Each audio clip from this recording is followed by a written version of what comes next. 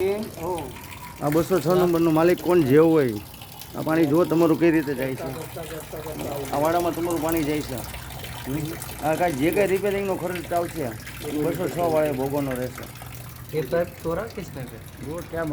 અહીંયા પાઇપલાઇન નથી નાખી 206માં જે કહો એ જેનો માલિક હોય એને હું વિડીયો મોકલું છું ગ્રુપમાં આનો ખર્ચો એ સોસાયટીવાળાના ઉપર ન આવે જે માલિક હોય ને એને ભોગવવાનો રહેશે હા અને આ ગંદકી સાફ થાય ગંદકી થાય આ જો તમારા બધાનું